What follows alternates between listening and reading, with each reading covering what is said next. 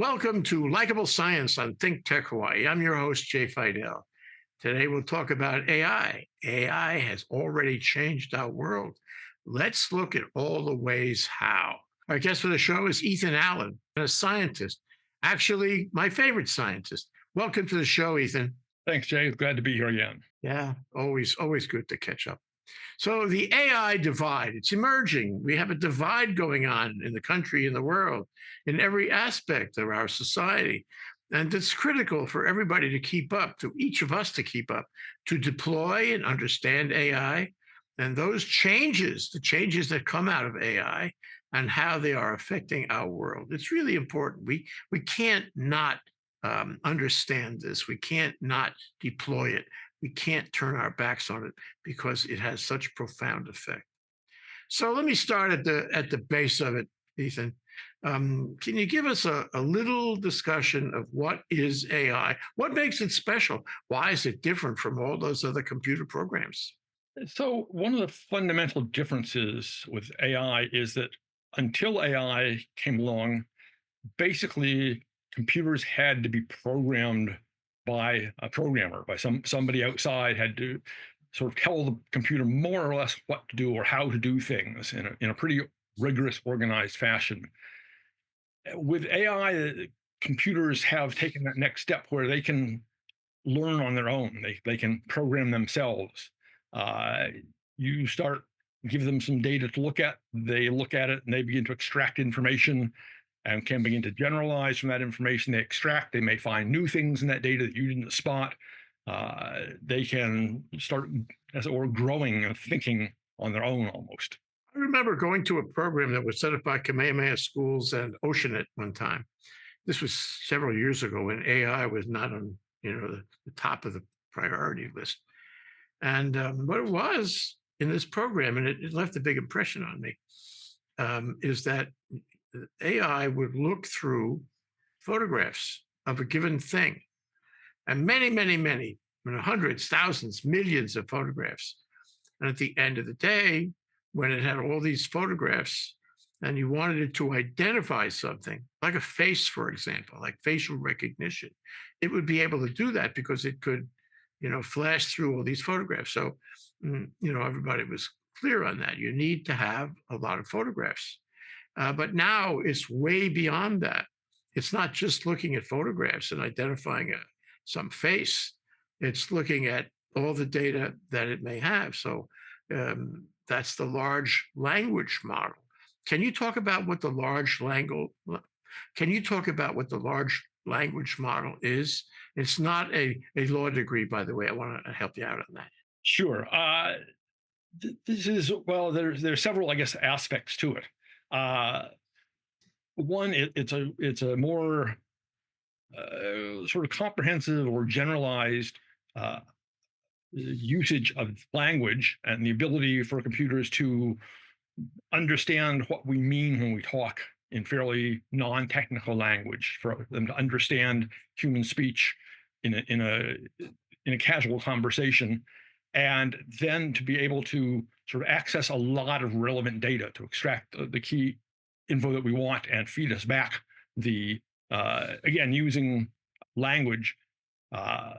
So you can just ask a computer now almost anything, and it will your AI model, your large language model, will feed you back an answer. Now, they're not always right. It's a friend of mine compared it to you're there in a bar sitting next to somebody and you ask them a question, and the drunk next to you spiels out something and it may sound really good.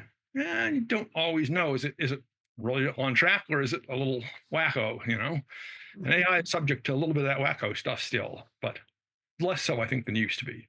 Less so than used to be. I think that's a very important point. When this started to come out, it was only 3, 4, 5 years ago. There were a lot of mistakes, a lot of weird, thinking on the part of AI. Not so much anymore, and it corrects itself and it tests itself, and there's all kinds of internal controls on giving you accurate answers. And so we're moving, and there's so many people, so much money involved that you can expect within a year or 2 or 3 from now, it'll be fairly reliable. And it'll include large language models that go everywhere and cover everything. At first, 2 or 3 years ago, they didn't cover the latest news. They were like a year or two behind on the news. Now they do. Mhm. So there's a trend. There's a dynamic here that makes it more accurate, more better all the time. Do you agree? Yeah, and that was one of the problems. AI still depends on data input to learn. And the problem was a lot of times in the early days, it limited sets of data to learn from. So the classic example is a lot of the facial recognition data were white people's faces. And AI was actually got pretty good at that, but it was terrible at black people's faces because it just hadn't had a lot of exposure to that. Had, didn't have the millions and millions and millions of images that it had been trained on, and so that was sort of foreign data to it, and it was having to guess and fill in things it didn't know, and that made it much less reliable. But AI just keeps growing and adding to its knowledge fields. So it's steadily getting more and more. It's like the average from the number of tests. If you only have 5 or 10 tests, your average might not be very good. But once you get to 100 tests, it's better. When you get to 1,000 tests, your average is much more reliable than when you get to 1 million tests, your average becomes pretty set in stone, right? It's sort of the same kind of thing. They get better and better as they get bigger and bigger data sets, encompassing more and more diverse data. I have the word hubbub in my notes, Ethan. And when I Oh, put that down there for when people realized that this was not like a Google search, it was not like something programmed in one of the customary, classical programming languages. This took you further. This could do more for you. And people started to get the idea, and companies started to get it, and programmers and investors started to get the idea that you could do magic with this. And so there was this great big hubbub. But the hubbub actually led to huge investment. It led to huge training of large language models. It led to the adaptation and deployment of AI types of programs, and there's actually more than one, in every area of human activity. And so now we recognize that. Is there anything that is not covered by it? It's like anything you can dream, you can do in AI. Am I right? Am I overstating it? no, that's pretty accurate. There's the fields that it has not touched are few and far between at this point. Yeah, it has gotten into art and music and writing, as well as science and government and business, everything. I was just reading a fascinating piece in the journal Science.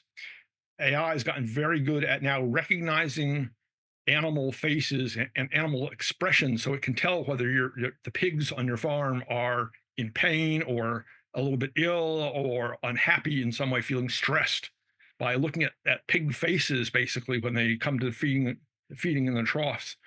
And it looks at the ear positions and jaw muscles and uh, muscles around the eyes, all this kind of subtle signals that most people are not even aware that happens, and it can read them and read them very reliably, and much better than most people. It can now tell you, oops, pig number 65A there is feeling stressed for some reason.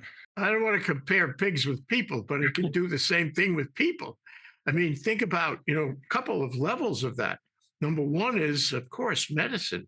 It can read your x-rays and it can find cancer before, any other test. It can find anything and everything that's wrong with you. And it can also suggest solutions. At the same time, it can be on a lamppost at the street corner, and it can read your emotional state of affairs as you pass by. Of course, it can identify you too. It can find a terrorist in a haystack. So what's happening here is, and this is the part where anything you can imagine, it can do.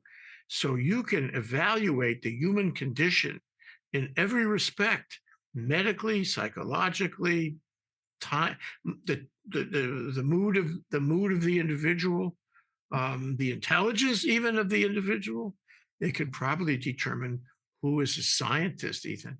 Yeah, and when you think about it, particularly when you get large amounts of data about people gathered in single repositories, that gets to be very powerful. So, in the People's Republic of China, for instance, this facial recognition data on that's available from every street lamp, as you point out, is also tied to financial data, to social data, social status data, past behavior data, giving them this really rich.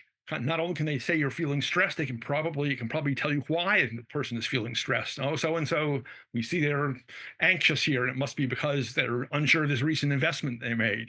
You know, I think I understand one possible deployment, one possible use of AI that is out there, and we'll see it happen. And it's not only the surveillance in China, and certainly that it's really critical in China, and they have so many cameras that can tell so much about you. It's something else too. So you have, for example, um, you have data. And these days, the government can get data. We're seeing that happen now. The government can get all kinds of data about you, one way or the other. Data about your financial situation, your tax situation, your social security situation. So that's there. And that could be in a large language model, which AI can reach and analyze. Same time, we have social media. We have social media like X and TikTok, for example. TikTok is probably an interesting example. We have Facebook. Okay, and these programs can reach you. Okay, so the question is, what what are these programs going to tell you? Well, back in 1930 or so, a guy named Stanton, who later became the CEO of NBC, decided that the way to reach people in advertising was to get a profile of them and then advertise to them in their special profile.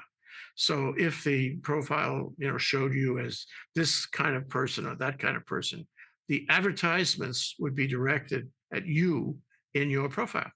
That's old hat. Mhm. And we've seen that. We've all seen that. You look at what's on your internet page and it says, "Gee, how did it know that I wanted to buy a widget?" Well, Mhm. because it's in your profile. But if you have a combination of social media and you have all this data about you in the large language model, you're really cooking because you can develop a profile that is beyond any profile you yourself even know about. And it can say, Jay, he has a predilection for this or that. His psychological characteristics are this or that. We're going to sell him a widget, that will be perfect for him. Mhm. Or we're going to do something to him, whatever it is. It knows me. It knows me better than myself. And if you take AI, social media, and the data about you, you have an unbeatable combination for controlling public opinion, for controlling retailing, and you know the economy. Mhm. And that's, I think, where it's going. Do you think it's going there too? I think that's yes. I think you're exactly right. Fundamentally, there's more and more data out there. The ability to gather multiple diverse data sets together and analyze them and sort of cross-reference them is getting increasingly good. And yes, those in power. I mean, this gets back to what you were saying at the very start of the show. Those in power are going to have this tremendous capability to know a whole lot about the people who they have power over, basically, and the poor man on the street or woman on the street who doesn't uh, know about this is really at a disadvantage. Yeah. So we could call it the digital, not the digital divide, but the AI divide. Right. Some people have it, some people understand it, some people know how to use it, others don't. But the difference is huge. It's a bigger difference than the digital divide would be, because of the power of AI. And I think these companies recognize that. Elon Musk recognizes it. Sam Altman recognizes it. Google, Microsoft, you name it, they all recognize it. So they're willing to put in a lot of effort to compete and Mhm. get ahead of the other guy. And companies, they want to adopt AI, so they're willing to put in a lot of investment and a lot of talent to organize and advance their AI systems. And so we see it growing all around us, and we see a lot of money going into it, and we see a lot of AI divide happening because there are people in this country that wouldn't even be able to tell us what AI is.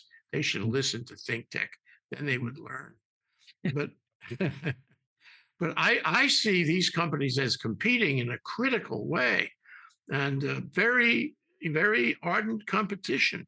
And I also see countries who are competing in a critical way. I mean, for example, China is trying really, really, really, really hard to get ahead of everybody else on AI.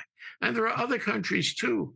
So you got people, you got companies, and you got countries all competing to get a handle.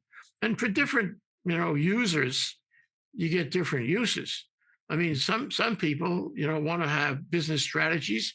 Other people want to have geopolitical strategies, and it's all fair game. And I want to be able to write sonnets to my wife, and convince her that I still love her and that I can write a beautiful sonnet. I don't tell her, by the way, that the AI wrote the sonnet, but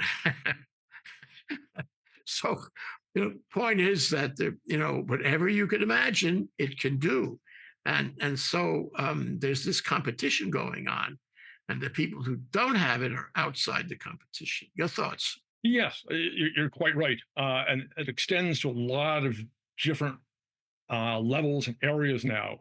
Uh, One piece that people may not be so aware of is genetic genomic data about what your genes are like. For instance, China again is very hep on this, and they want all this data.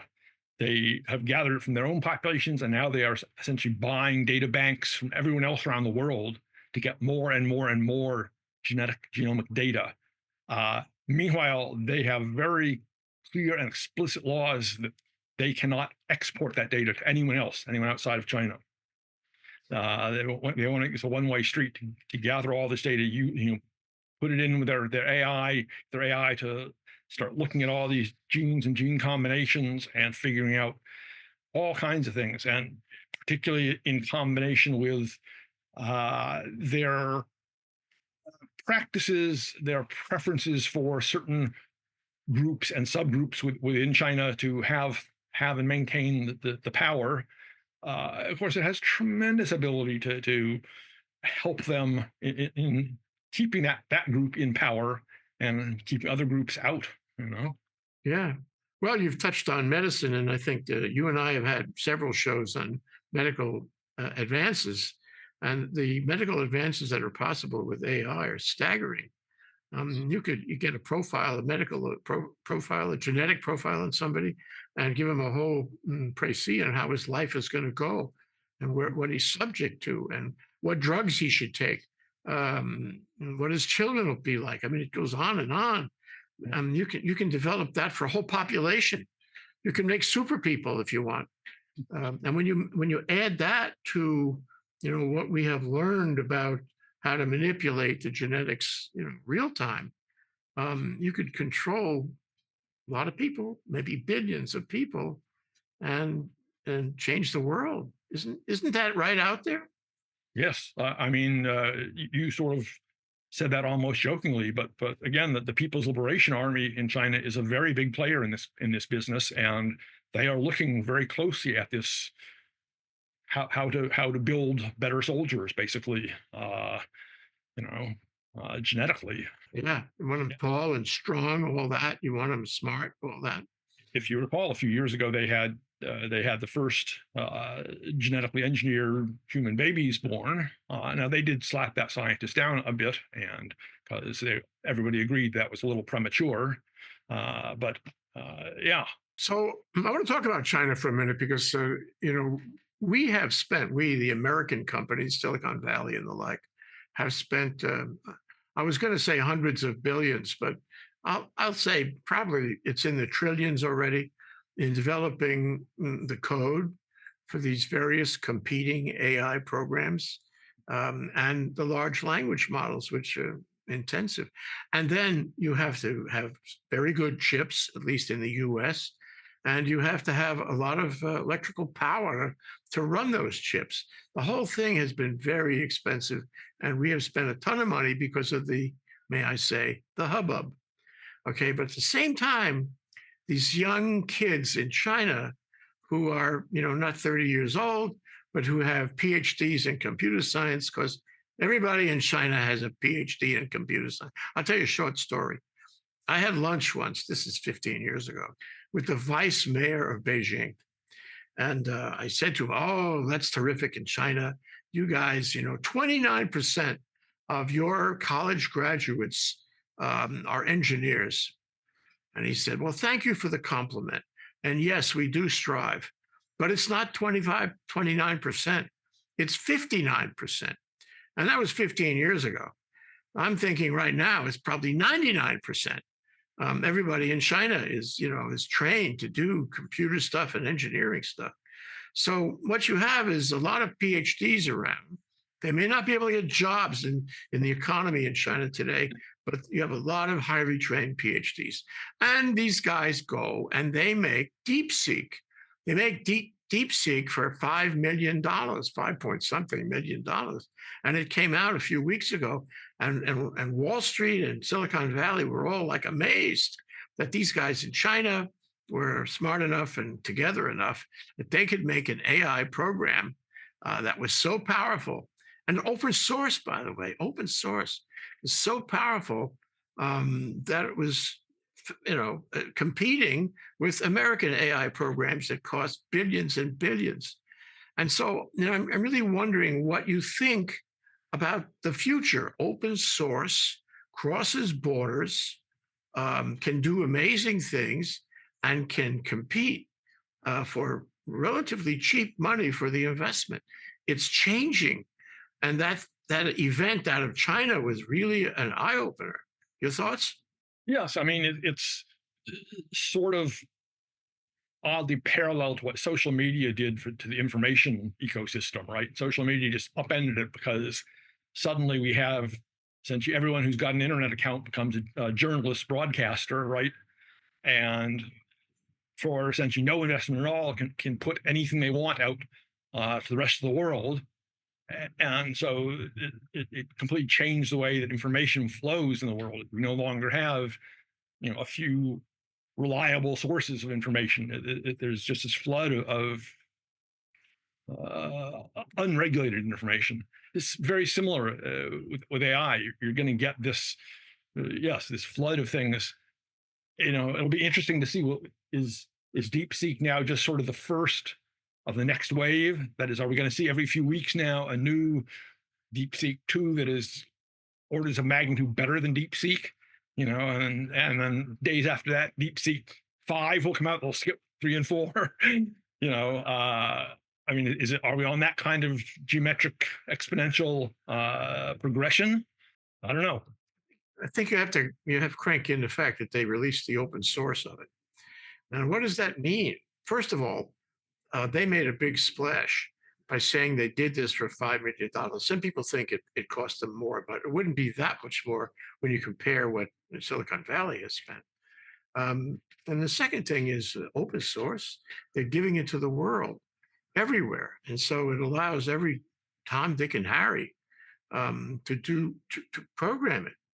But at the same time, as you say, Ethan, what's the next version?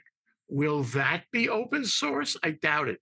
I think they did this open source thing and they released it so they could make a splash and show the world that China had the ability and has the the talent to write this kind of code. But when they go to the next level, and they are going to the next level, you can be sure. Maybe it's not open source. Maybe it's kept for the government or kept for certain companies, and it will be better, arguably, than anything else. So I think that the reason that the people in Silicon Valley were so upset is they saw all this. They realized they were behind the curve. Right. Is the U.S. behind the curve? It's hard to say, but there is sort of an AI race now parallel to the arms race that was happening geopolitically, right? Because as you've very nicely put earlier, it's so broadly usable, so broadly powerful that it is in essence, at least potentially, a super weapon on a lot of levels. So, yeah, I would not be surprised to find that yeah they already had the next generation of software already up and running before they would release the DeepSeek, because why would you put that out if you didn't sort of have something better already sort of running behind it? Yeah, and I'm concerned about DeepSeek in the sense that you can go on your computer right now. Don't do it during the show. Find DeepSeek and you can download DeepSeek and you can use DeepSeek and you can be impressed by how good it is. And it would compare to Chat 4.0, ChatGPT 4.0, over 4.5 now, and 4.5 is going to 5 now. But I think DeepSeek is probably competitive with all of that right here. And so, there's all this government, resistance on TikTok, but DeepSeek to me is much more profound and maybe a threat than TikTok, because they could have hidden code in that, and the server may be offshore and who knows what. So I'd be concerned. Maybe I shouldn't be, but I'd be concerned that DeepSeek and the like will be international. It'll be cross borders. It'll be global, and every which way, and every Tom, Dick, and Harry can do something with it. But it may have some not bugs, but it may have some um, you know um, access points that are troubling. I guess the only positive aspect to that is because it is open source and there are now a zillion people looking at it. Some of those people actually know coding quite well, right? And presumably some groups are going through it more or less line by line, trying to figure out what's going on, and hopefully any hidden, nefarious, malicious kinds of malign uh, code in it would be spotted, but Mm. who knows? You need to get AI to search through the coding, right? That's true. Yeah, AI can check its own coding. AI can improve itself, and that takes me to this whole thing about consciousness. There have been a number of articles over the past month or two, even about people who claim that we're not that far from consciousness, human consciousness on AI. And if you accept the notion that AI can do whatever you can imagine, then what is consciousness anyway? I mean, consciousness can be a little consciousness, it's a gray area, or a lot of consciousness. It can be Hal, I can't do that for you, Hal, that kind of consciousness. Or it can be, full tilt consciousness, where it actually makes arguments against the human condition. Right. Do you think we're on that continuum? I think so. It's the more we find out about consciousness, the broader the more broadly we see it realized. So it used to be said that there's the classic mirror test for self-recognition, right? The ability, if you look in a mirror and you see your face, we know it's ourselves, right? And it was thought for a long time that we were basically the only species who could do that. But it turns out, no, lots and lots of other animals. They recently discovered there are fish that can do this, that have this self-recognition. So these fish obviously have some consciousness of themselves. And so, yeah, I fear our understanding or our appreciation of consciousness may be due for an upgrade at this point.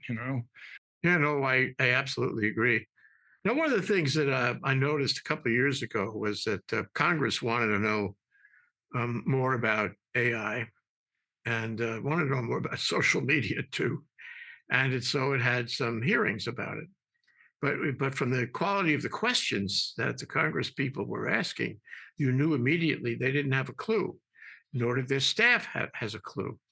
And then you get this undercurrent of, oh, we need to regulate AI because it's so unpredictably dangerous. And so I noticed that the hubbub in Congress died down completely. They're not really looking at it anymore. And I think maybe in part that's because they still don't understand it. And and AI is the train that left the station. They can't keep up with it. They're further away from it now than they were a couple of years ago. But I think in Europe they've been looking at regulating, and there are people who talk about regulating, and there's a lot of articles in the journals about regulating. I feel that that's naive because you can't regulate it. This kid can get the open source from DeepSeek. He can build his own large language model. He can program it to do anything and everything, even very nefarious things. How are you going to regulate him? He's in the basement with a laptop. It's like a hacker, and maybe he is a hacker. You're not going to be able to regulate him. So we have not been able to regulate hackers pretty Right. much at all. So now we're going to regulate AI. I just don't think it's doable. Your thoughts? Yes, it's interesting. I've been looking into some other fields like biotechnology and geoengineering, and both of those fields, there's huge issues about regulation, international regulation of them, because it'd be very desirable to have good, clear, transparent, enforceable regulation of those fields. But yeah, the problem is that getting that means sort of everybody sitting down at a table around, sort of leaders around the world, and being very reasonable people and agreeing this is for everyone's good and we're all going to do this in a nice, open, honest, transparent way. Is that going to happen? We've shown no signs of being able to do that kind of stuff yet. The only sort of good piece to this is, while there are people using AI for all kinds of nefarious things, there are other people who are going to be using AI to spot those same kind of uses, right? Who are going to say, AI, go find these hackers, these people who are using this in a malign, nasty way. Find traces of them in the internet, and seek them out and shut them down, basically. And yeah, well, you or I can't think of how that regulation would happen. Again, we are constrained by our backgrounds and our limitations, and some of these AI programs are probably less constrained, right? Yeah. Well, it's an open market. It's a free for all. But you raised the point of AI developers on one side of the equation versus AI developers on the other side. For example, how surprised would you be to see two lawyers in a courtroom battle, both using AI and having AI write the briefs? And neither one of them is writing the briefs. They may read it after, they may have some staffer or some other AI program check the cites, for example. But by and large, they could both use the briefs. And then you say, gee whiz, why don't I put a large language model at the top of a mountain, say at the continental divide, as opposed to the AI divide, in the Rocky Mountains at the top of a mountain, and it's 6 inches by 6 inches by 6 inches. And it has all the laws, all the cases, all the statutes, all the arguments you could possibly make in law in the United States. And of course, you'd have to put a moral overlay on that. It should anyway. And so, why do you need a judge? Why do you need these lawyers? It's interesting that our system of law based on adversarial process. But if you put all the facts in and you verify the facts, because it can do that, and then you let it decide the facts, apply the law, come to legal conclusions, this 6-inch box could determine a contested matter in about 1 nanosecond. Isn't that where we're going? Yes, yes. I'm reminded of the old episode on the original Star Trek series, where the country that are on this planet, they're visiting, the countries are fighting with a computer-based war, and once your side is designated as having been bombed, and you were killed, like, you have to report to the center to be like taken away, because that was, hey, you were killed. The computer says so. So we've all got to play by this game. Yeah, it's on both sides of the equation. For example, you can have those Chinese surveillance cameras taking pictures of everybody and proving up a case against people. relying on large language model data, and making lots of conclusions and assumptions, whatever AI would do, and saying, you did it, you're guilty, and we're going to punish you. And then you could have a court decide whether that's legit. You could have here's the point. You could have multiple AI programs performing multiple tasks in a complex society where there are adversarial positions. And on the one hand, you could have that box at the top of the mountain. On the other hand, you can have the prosecutorial. And by the way, the prosecutorial could be working for a nation state, and it can be dedicated to, controlling public opinion. All this stuff can come together.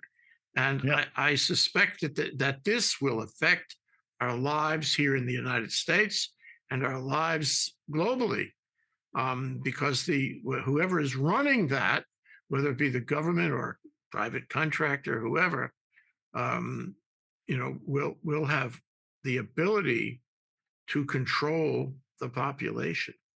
It ain't like it was in Thoreau's um, pond. What was the pond?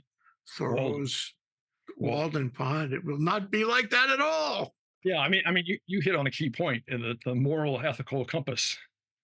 Who's sort of in charge of programming that in, and how do you want it to reflect your ethics or my ethics or ethics of Xi Jinping or Vladimir Putin, or you know, uh,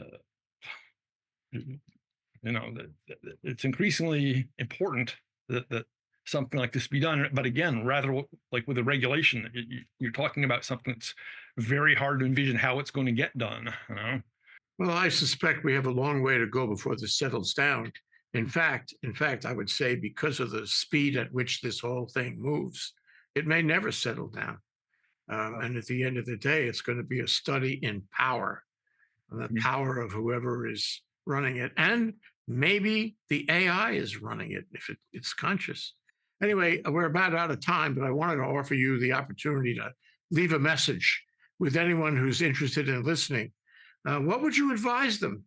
What kind of attitude should they have about this? Well, years ago, I figured out that at least I was never going to understand life and all of its complexities. And I could either sort of be sad and crying in my beer about this, or I could regard it as a sort of a vast cosmic joke that I just haven't quite gotten the punchline yet. And I think that latter attitude is really the better one to take. At least you're going to enjoy the ride a lot more, right? Well, it can certainly make our lives easier.